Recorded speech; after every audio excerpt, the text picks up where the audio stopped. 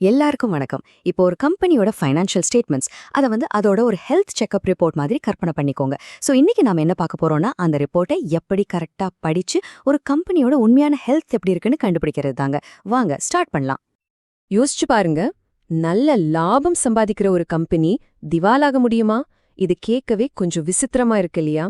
ஆனா இதுதான் பல முதலீட்டாளர்களை குழப்புற ஒரு பெரிய கேள்வி. எப்படி இது சாத்தியம்? வாங்க பார்க்கலாம்.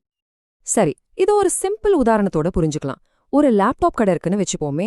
அவங்க என்ன பண்றாங்க? ஒரு 20 லேப்டாப்பை விற்கிறாங்க. கணக்குல அதனால 5 லட்சம் ரூபாய் வருமானம்னு நோட் பண்ணிக்கிறாங்க. ஆனா இங்கேதான் ஒரு ட்விஸ்ட். அந்த 20 லேப்டாப்ல வெறும் 15 லேப்டாப்புக்கு மட்டும்தான் காசு கைக்கு வந்திருக்கு. அப்போ அவங்களோட பிஎன்எல், அதாவது லாப நஷ்ட கணக்க பாத்தீங்கன்னா ஏதோ பெரிய லாபம் வந்த மாதிரி காட்டும். ஆனா பேங்க் அக்கௌண்ட்டை செக் பண்ணா பணம் கம்மியா இருக்கும். இது எப்படிங்க முடியும்? இங்கேதாங்க அந்த லாபத்துக்கும் நம்ம கையில நிஜமா இருக்கிற பணத்துக்கும் நடுவுல இருக்கிற கேப் ஆரம்பிக்குது.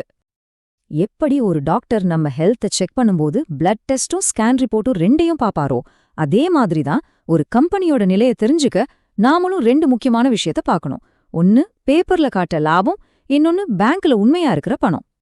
நம்மளோட முதல் test profit and loss statement, சுருக்கமா P&L. இதோட முக்கியமான வேலை என்னன்னா, ஒரு குறிப்பிட்ட டைம்ல அந்த கம்பெனி லாபம் சம்பாதிச்சுதா இல்லையான்னு பேப்பர்ல காட்டுறதுதான். சிம்பிளா சொல்லணும்னா, ஒரு வருஷம் இல்லனா ஒரு 3 மாசத்துக்கு ஒரு கம்பெனி எவ்வளோ சம்பாதிச்சது, எவ்வளோ செலவு பண்ணுச்சு, கடைசியில கையில என்ன மிஞ்சியது, அதாவது லாபமா நஷ்டமான்னு காட்டுற ஒரு கணக்கு தான் இது. இந்த ரிப்போர்ட்ல நீங்க சில முக்கியமான வார்த்தைகளை கவனிப்பீங்க. டாப் லைன்னு சொன்னா அது மொத்த வருமானம். அதுல இருந்து பிசினஸ்க்காக செஞ்ச எல்லா செலவுகளையும் கழிப்பாங்க.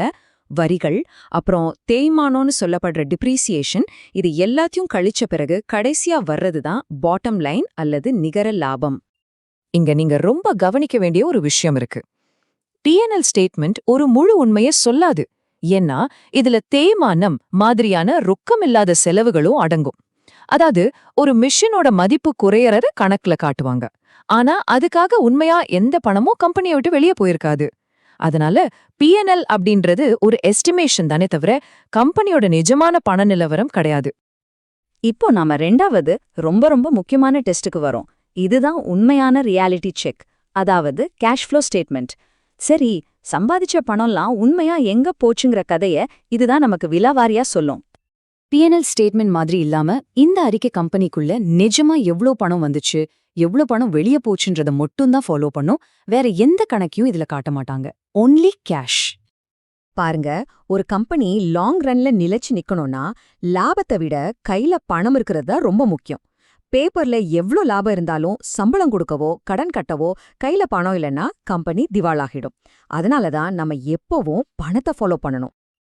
இந்த பணப்புழக்கத்தை இன்னும் ஈஸியா புரிஞ்சுக்க வாங்க ஒரு ஜிம் உதாரணமா எடுத்துக்கலாம். ஒரு ஜிம் தன்னோட பணத்தை என்னவெல்லாம் செய்யும்? இந்த உதாரணம் பணத்தோட 3 முக்கியமான செயல்பாடுகளை நமக்கு அழகா விளக்கும். இப்ப பாருங்க, ஒரு ஜிம்முக்கு என்னென்ன செலவு வரும்? அங்க வேலை செய்யற ட்ரெய்னர்களுக்கு சம்பளம் கொடுக்கணும், புதுசா ட்ரெட்மில் மாதிரி மெஷின்ஸ் வாங்கணும், ஜிம்மை இன்னும் பெருசாக்கணும்னா பேங்க்ல கடன் வாங்கலாம், இல்லனா வேற ஒரு ஃபிட்னஸ் ஸ்டார்ட் அப்ல முதலீடு கூட பண்ணலாம். இது எல்லாத்துக்குமே பணம் உள்ள வரும் இல்லனா வெளியே போகும் இல்லையா? இந்த எல்லா பண பரிவர்த்தனைகளையும் நாம 3 வகையா பிரிக்கலாம். ட்ரெயினருக்கு சம்பளம் கொடுக்கறது மாதிரியான தினசரி செலவுகள், செயல்பாட்டு நடவடிக்கைகள், அதாவது ஆபரேட்டிங் ஆக்டிவிட்டீஸ். புதுசா மிஷின் வாங்குறது முதலீட்டு நடவடிக்கைகள், அதாவது இன்வெஸ்டிங் ஆக்டிவிட்டீஸ். பேங்க்ல கடன் வாங்குறது நிதி நடவடிக்கைகள், அதாவது ஃபைனான்சிங் ஆக்டிவிட்டீஸ். இந்த 3 வழியில தான் ஒரு கம்பெனிக்குள்ள பணப்புழக்கம் நடக்குது. சரிங்க, இப்போ நம்ம கிட்ட 2 ரிப்போர்ட் இருக்கு, P&L மற்றும் கேஷ் ஃப்ளோ. இப்போ இந்த 2 ரிப்போர்ட்டையும் ஒன்னா வச்சு பார்த்தா மட்டும்தான் நமக்கு அந்த கம்பெனியோட முழுமையான ஹெல்த் ரிப்போர்ட் கிடைக்கும்.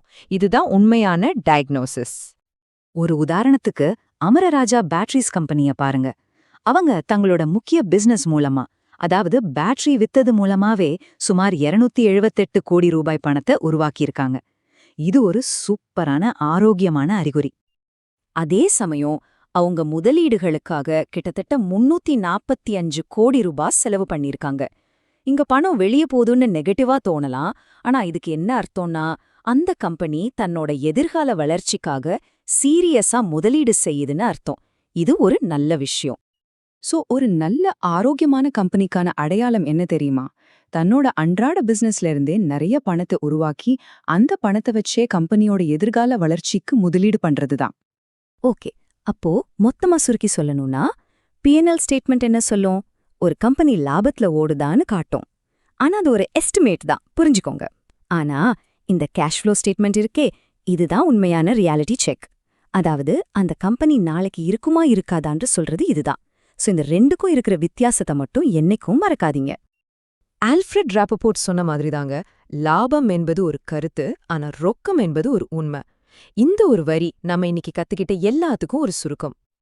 அப்போ இனிமே நீங்க ஒரு கம்பெனியோட ரிப்போர்ட்டை பார்க்கும்போது வெறும் லாபத்தை மட்டும் பார்த்து முடிவு பண்ணுவீங்களா? இல்ல பணத்தின் தடத்தை தேடி போய் உண்மைய கண்டுபிடிப்பீங்களா? நீங்களே முடிவு பண்ணுங்க.